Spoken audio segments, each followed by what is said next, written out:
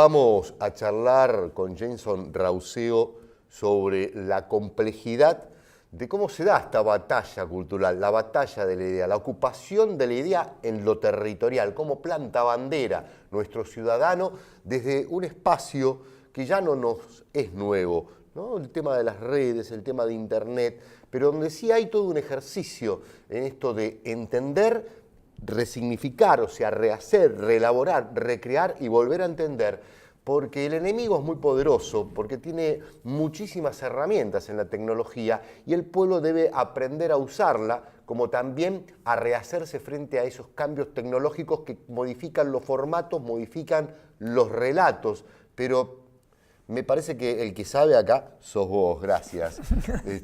Rausseo, contanos un poco cómo es esa dinámica entre la idea, vamos al ataque, desnudamos esta mentira, pero al mismo tiempo hay una cantidad de formas con las cuales se trabaja y a veces hay que saber dominarlas en tiempo y espacio. Claro, las redes te permiten, y es un tema que hemos aprendido muy bien a usar los venezolanos, sobre todo en situaciones complejas, como fue el golpe de Estado que sufrió el comandante Chávez en el año 2002, ¿no? Aunque en ese momento no existían las redes sociales, nosotros tejimos una red de comunicación alternativa que incluso provocó el rescate del comandante Chávez y la vuelta al poder del presidente. Esa misma práctica que aprendimos en el 2002 en las calles, la estamos llevando ahora a las redes. Cada militante, cada persona, el señor que está en el Consejo Comunal, la señora que está en el CLAP, que es el Comité Local de Abastecimiento Popular, que se encarga de resolver el tema de la producción de alimentos en la comunidad,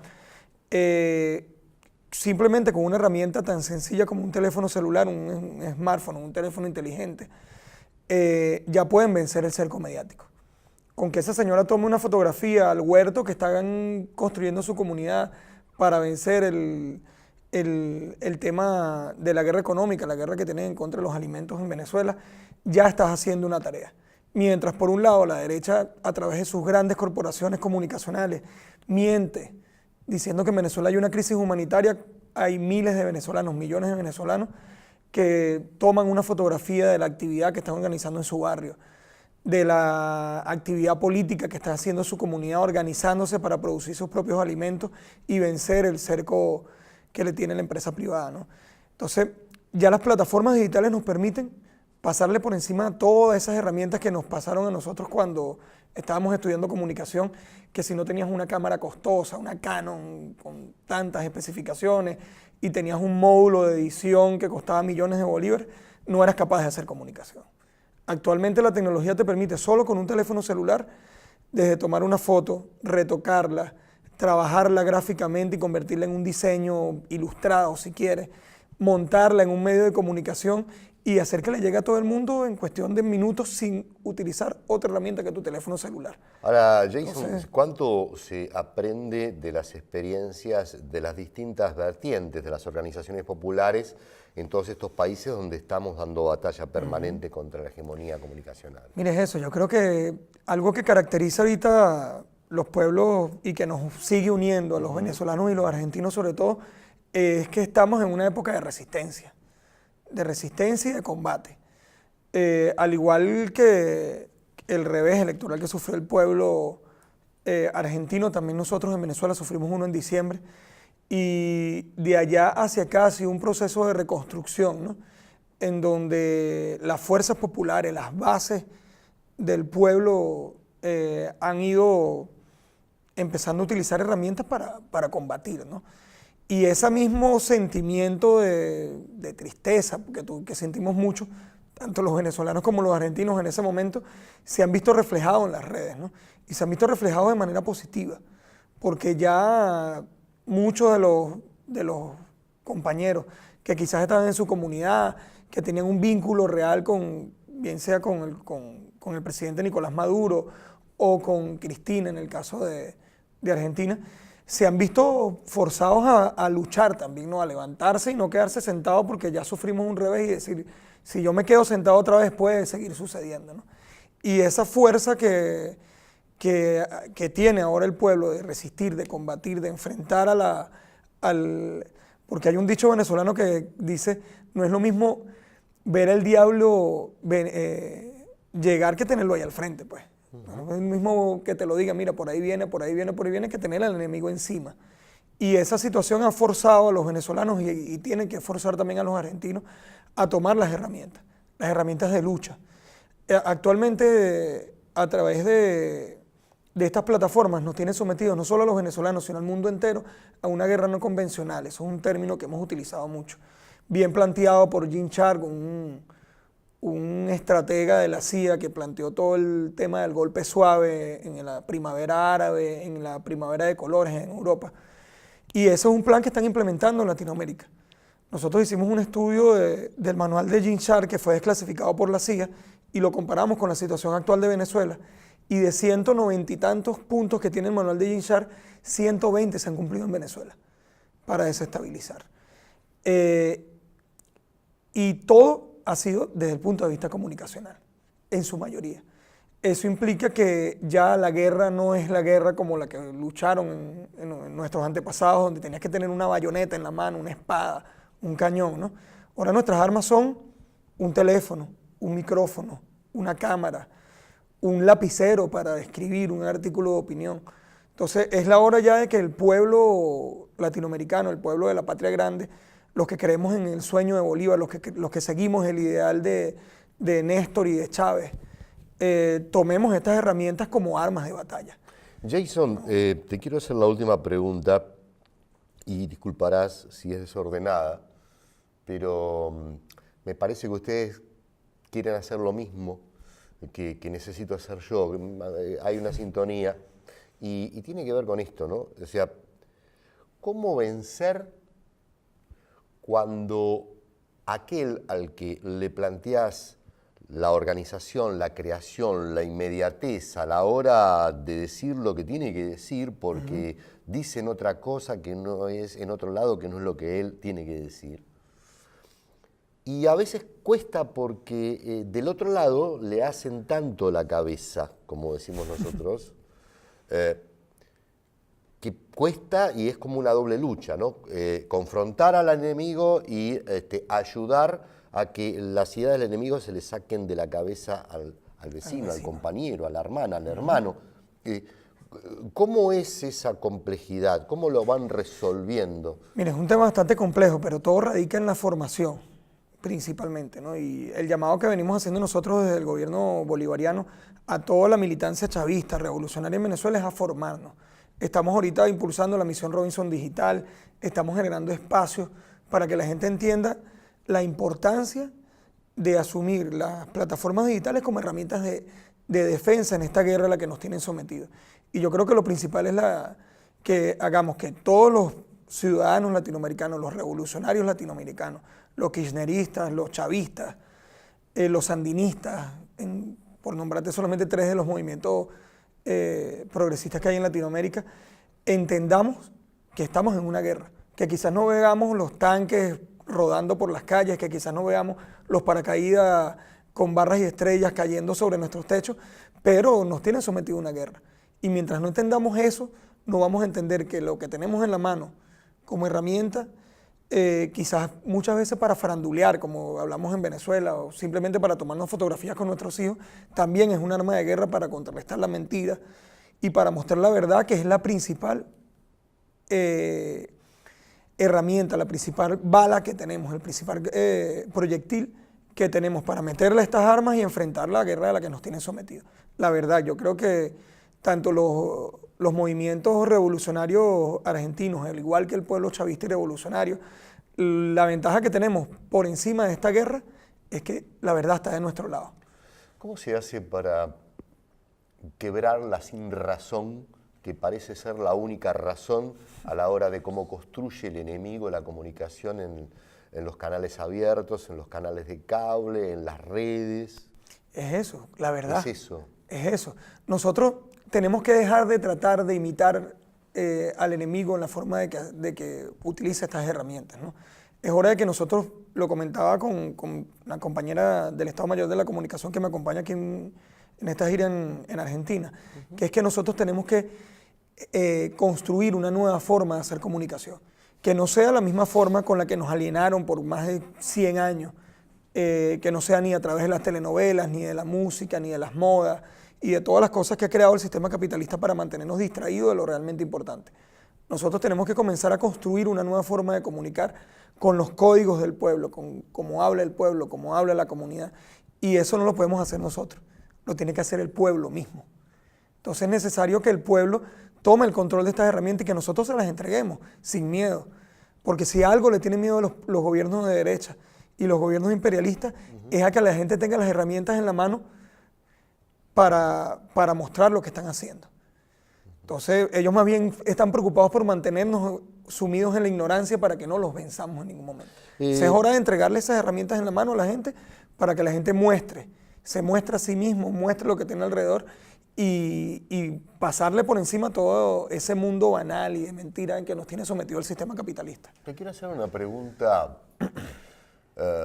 al militante, a quien tiene enorme responsabilidad antes de dar una señal o una directiva. Cuando estás preparando una idea para darle cauce, para volcar la acción, el proceso previo tuyo, ¿cuál es? ¿Es reflexionar, hablar con los compañeros, tomarte tu tiempo, estar en la soledad, consultar los textos?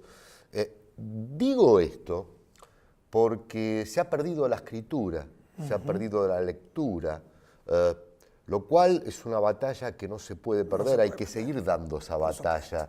Pero es cierto que los nuevos mecanismos de comunicación, de interacción, nos proponen una síntesis.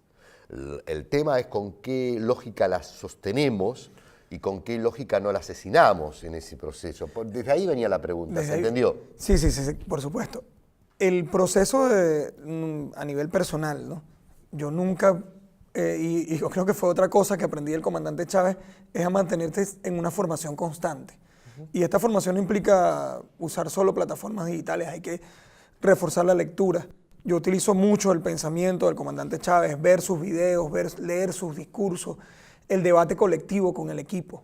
La construcción en colectivo es primordial en estos casos porque yo no puedo pretender que me la sé toda o que soy el sábelo-todo de esto, ¿no? Si algo comento siempre, y lo comentaba hace algunos minutos en una reunión que tenía anteriormente con un movimiento, con una unidad en Colina, se llama la organización, que estábamos reunidos con ellos, que ellos me preguntaban si había una fórmula perfecta para accionar en las redes, para vencer el cerco mediático. Y yo les decía que nadie se puede atribuir ser un erudito de las plataformas digitales ni de la comunicación digital. Por eso es importante que uno se siente concienzudamente con el equipo completo y construir ideas en colectivo. Porque así que vas a saber cómo habla el pueblo. Nuestro pueblo es diverso. Hoy aquí en este mismo sitio podemos conversar con los camarógrafos, los sonidistas y nosotros dos, y cada quien va a tener una opinión diferente.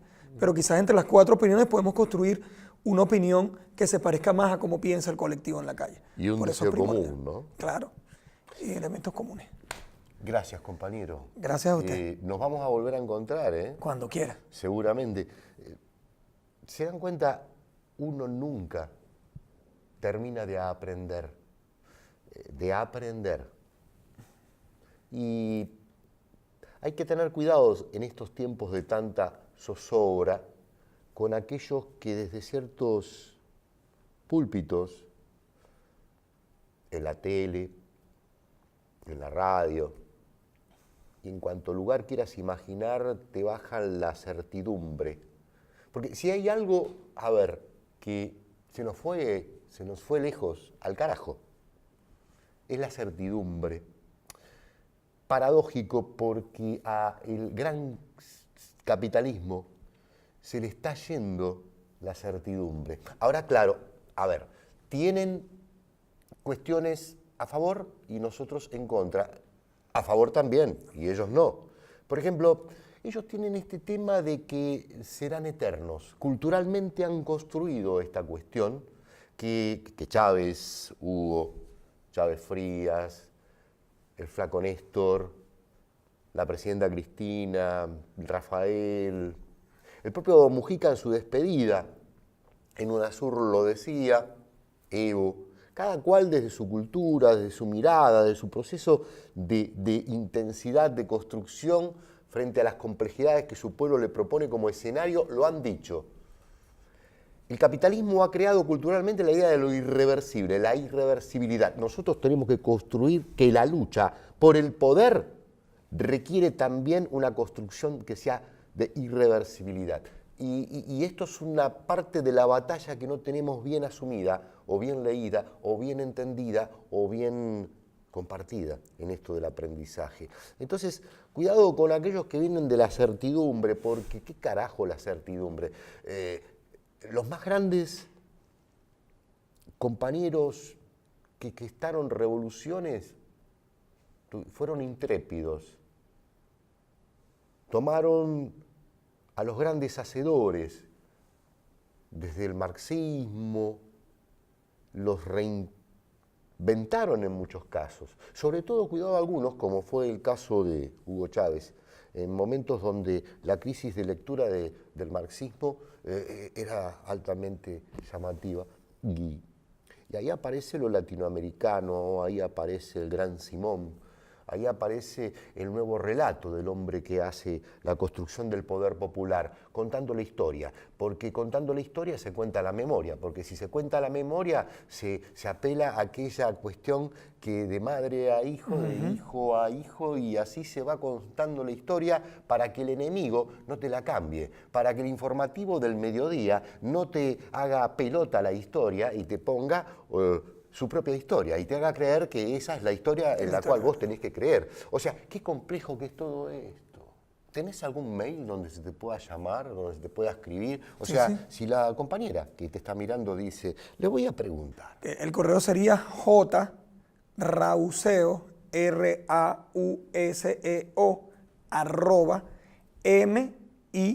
@MIPPCI, o sea, mipsi.gov de gobierno, .be de Venezuela. Ese es el correo. Igualmente va a andar nuevamente por acá. Nos encontramos, ¿sí? Compañero. Muchas gracias. Hasta la victoria. Hasta la victoria siempre. Pero siempre. Así es.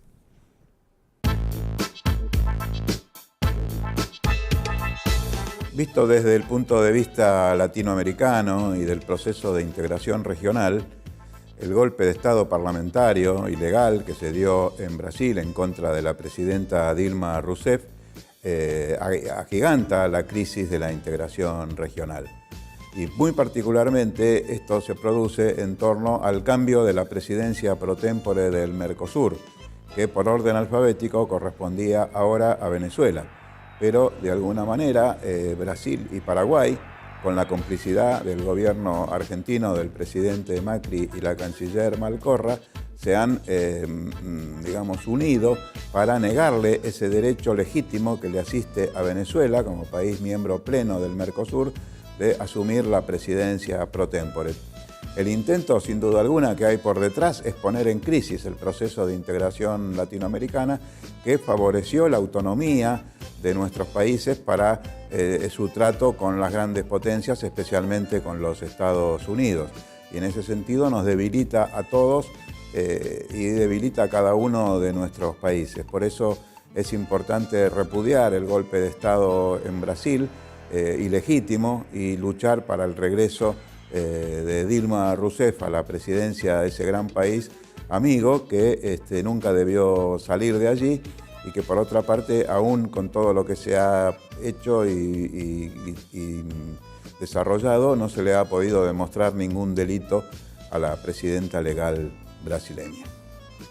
Bueno, tras esta interesante columna que hemos compartido, yo te quiero despedir pidiéndote un espacio para la reflexión, tal vez solo, lo cual no es bueno, mejor en familia, poder trabajar algunas de las ideas que recién con este joven venezolano, con Jason, pudimos ir tratando de juntar cuerpo e idea, porque claro, no es lo mismo como se libra la batalla en Maracaibo que en Caracas, no es lo mismo, y esto implica una comprensión de no solo los formatos, no solo la construcción de los símbolos, sino sobre todas las cuestiones